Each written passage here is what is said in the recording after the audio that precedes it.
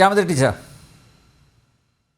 വാചസ്പതി പറഞ്ഞ ഒരു വിഷയമുണ്ടല്ലോ, എന്തായിരുന്നാലും ശ്രീമതി ശശികല വന്നു കുടുങ്ങി. അവർക്ക് ഇതിനെ സംബന്ധിച്ചിട്ട് ഒരു ഐഡിയയും ഇല്ല. അറിയാമെങ്കിൽ തന്നെയും ഇവർക്ക് കൃത്യമായിട്ടുള്ള അഭിപ്രായം പറയാനും പറ്റില്ല. കാരണം പാർട്ടി തലത്തിൽ അങ്ങ് തലപ്പത്ത് നിന്ന് വരണം അതിനുള്ള മറുപടി. നാളെ ഖുർആൻ ഓതിക്കൊണ്ടാണ് ഇനിയിപ്പോ സെക്രട്ടേറിയറ്റ് ആരംഭിച്ചാൽ പോലും നമുക്കൊന്നും പറയാൻ പറ്റില്ല.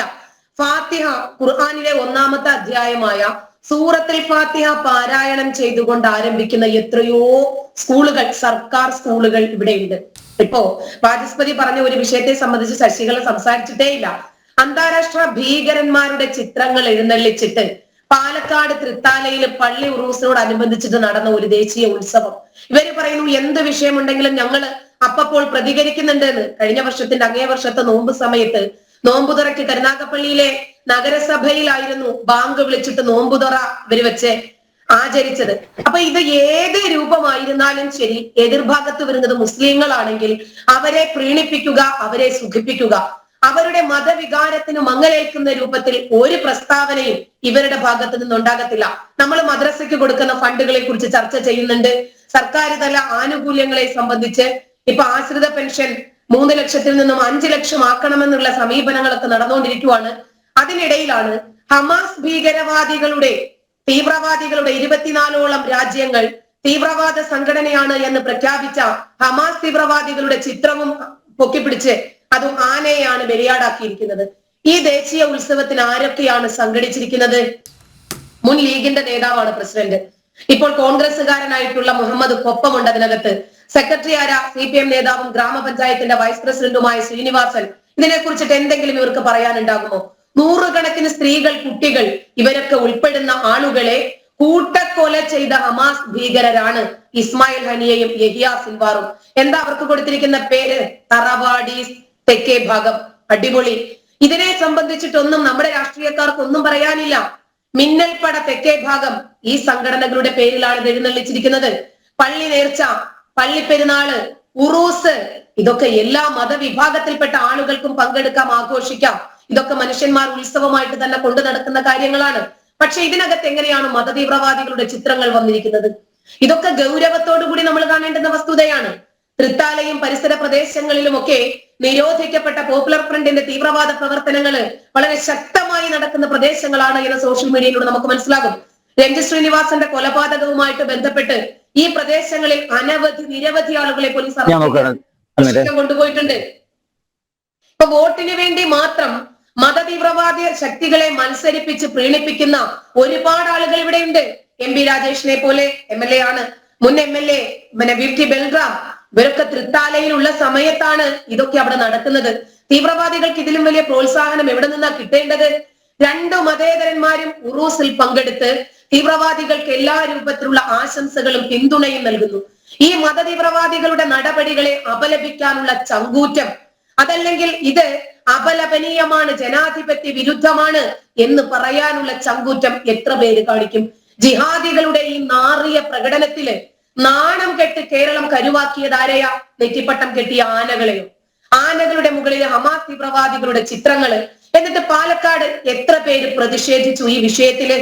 കുറച്ച് ദിവസമായിട്ട് സോഷ്യൽ മീഡിയയിൽ പ്രചരിപ്പിക്കുന്ന വലിയ രൂപത്തിലൊരു ദൃശ്യമുണ്ട്. നിങ്ങൾ എത്ര പേര് കണ്ടിട്ടുണ്ടെന്ന് എനിക്കറിയില്ല. ഒരു ഭാഗത്ത് കുറെ വിദ്യാർത്ഥിനികൾ, മറുഭാഗത്ത് കുറെ വിദ്യാർത്ഥികൾ. ഇവര് പറയുന്നത് തീവ്രവാദ പ്രവർത്തനങ്ങളിലേക്ക് എങ്ങനെ യുവതലമുറയെ ആകർഷിപ്പിക്കാമെന്നാണ്. അവരെ പ്രധാനമായിട്ടും പ്രമേയമാക്കിയിരിക്കുന്നത് 2022 ഒക്ടോബർ 7-ാം തീയതി ഇസ്രായേലിലെ ഹമാസ് ഭീകരർ നടത്തിയ ജൂത കൂട്ടക്കൊലകളെ എങ്ങനെ നമുക്ക് പെയിന്റ് അടിച്ച് വെളുപ്പിക്കാം, എങ്ങനെ നമുക്ക് മഹത്വവൽക്കരിക്കാം. ഇവരാരാ? ഡൽഹിയിലെ ജാമിയ മില്ലിയ ഇസ്ലാമിയ യൂണിവേഴ്സിറ്റിയിൽ പഠിക്കുന്ന പോപ്പുലർ ഫ്രണ്ടിന്റെ വിദ്യാർത്ഥി വിഭാഗമായിട്ടുള്ള ക്യാമ്പസ് ഫ്രണ്ടിന്റെ ജിഹാദി കൂട്ടായ്മ. ഇതിനെയൊക്കെ ന്യായീകരിക്കാൻ പറ്റും. ഹമാസ് നേതാക്കളുടെ ഫോട്ടോ പാലക്കാട് തൃത്താലയിലെ ഉറൂസിന്റെ പള്ളി നേർച്ചയിൽ ആനപ്പുറത്ത് ഉയർത്തി കാണിച്ചത് അപലപനീയമാണ് എന്ന് പറയാൻ ഈ ശശികലയ്ക്ക് സാധിക്കുന്നുണ്ടോ? ശ്രീമതി, താങ്കളൊന്ന് പറ അതിനെ സംബന്ധിച്ചിട്ട്. ഇന്ത്യയെ നശിപ്പിക്കാൻ ശ്രമിക്കുന്ന പാകിസ്ഥാനുമായിട്ട് ബന്ധം പുലർത്തുന്ന ഈ തീവ്രവാദ സംഘടനകളുടെ, തീവ്രവാദ നേതാക്കളുടെ ഒക്കെ ഫോട്ടോകള് മലപ്പുറത്ത് ഈ തീവ്രവാദ സംഘടനയുടെ നേതാവായ ഖാലിദ് മിഷേലിനെ കൊണ്ടുവന്നിട്ട് ഒരു പ്രോഗ്രാം സംഘടിപ്പിക്കാൻ ശ്രമിച്ചപ്പോഴാണ് അവർക്ക് ട്രാവൽ ബാനിങ് കിട്ടിയത്. അത് കഴിഞ്ഞപ്പോൾ അവർ വിർച്വൽ മീറ്റിംഗിനാണ് ഇവർ നേതൃത്വം കൊടുത്തത്. ഇത് ഹമാസ് നേതാക്കളുടെ ഫോട്ടോകൾ പകർത്തിയ ഈ രീതി ഉണ്ടല്ലോ, ഇത് ഒരിക്കലും ഈ 2 മിനിറ്റ് പ്രാർത്ഥന പറഞ്ഞ് ലളിതവൽക്കരിക്കാൻ ശ്രമിക്കുന്നുണ്ടല്ലോ. 2 മിനിറ്റ്, ഒരു സെക്കൻഡ് അന്ന് ഒരു കേസ് പോലും രജിസ്റ്റർ ചെയ്തിട്ടില്ല. അതാണ് ഇത് നമുക്ക് ചോദിക്കാനുള്ളത്. ഇത് മുസ്ലിം സമുദായത്തിന്റെ നിലപാടാണോ, മൊത്തമുള്ള സമുദായത്തിന്റെ നിലപാടാണോ, അതോ നമ്മുടെ സർക്കാരുകൾ ഈ മതമൗലികവാദ ഭീകരവാദികളുടെ നിലപാടിനോട് മൃദു സമീപനം സ്വീകരിക്കുകയും ഇതിനെ സൈലന്റ് ആയിട്ട് പ്രോത്സാഹിപ്പിക്കുകയും ചെയ്യുന്നത് ഇത് ഇവരുടെ നിലപാട് തന്നെയാണോ?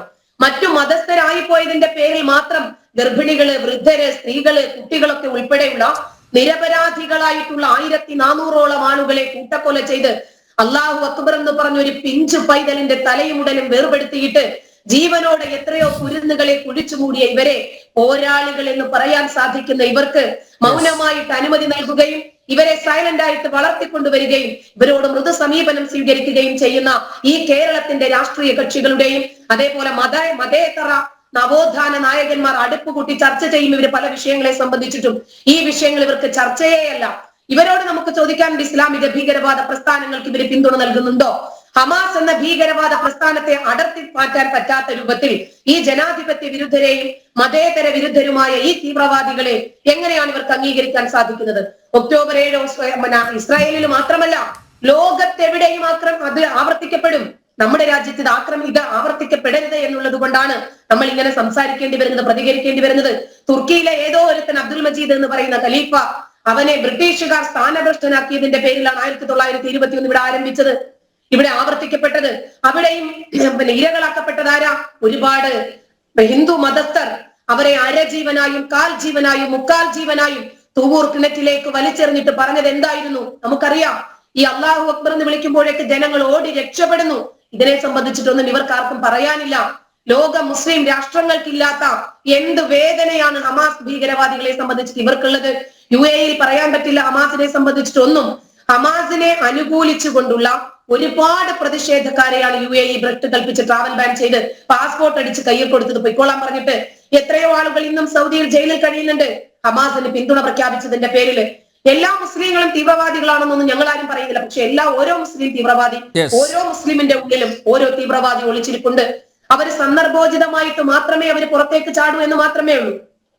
ഇതിന് സോഷ്യൽ മീഡിയയിൽ നോക്കിയപ്പോൾ ഒറ്റപ്പെട്ട സംഭവമാണ് എന്ന ക്യാപ്സൂളുകൾ, ന്യായീകരണ തൊഴിലാളികൾ വരുന്നത് അങ്ങനെയാണ്. എവിടെയായാലും ഇവർക്കൊരൊറ്റ കാര്യമേ ഉള്ളൂ, ആ മുസ്ലിമിനെ ഇല്ലായ്മ ചെയ്യുക. മഹാകുംഭമേളക്കകത്ത് നമസ്കരിച്ചവന്റെ ഫോട്ടോ നമ്മൾ കണ്ടില്ലേ? ട്രെയിൻ ചവിട്ടി തകർത്തവന്റെ ചിത്രം നമ്മൾ കണ്ടില്ലേ? കള്ളനോട്ടുമായിട്ട് കുംഭമേളയിലേക്ക് വന്നവനെ നമ്മൾ കണ്ടില്ലേ?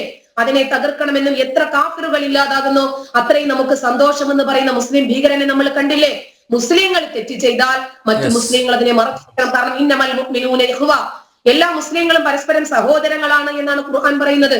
അതുകൊണ്ട് ഒരു മുസ്ലിം തെറ്റ് ചെയ്താൽ, തീവ്രവാദം ചെയ്താൽ, രാജ്യവിരുദ്ധത ചെയ്താൽ നമ്മൾ തൽക്കാലം മിണ്ടാതിരിക്കണം. ശരി, മുസ്ലിം മാധ്യമങ്ങളും മുസ്ലിം നവോത്ഥാന നായകരും മിണ്ടാതിരിക്കണം, നമുക്ക് മനസ്സിലാക്കാം. പ്രധാനപ്പെട്ട ഉത്തരവാദിത്തപ്പെട്ട രാഷ്ട്രീയ സംഘാടകരെ മിണ്ടാതിരിക്കുന്നു.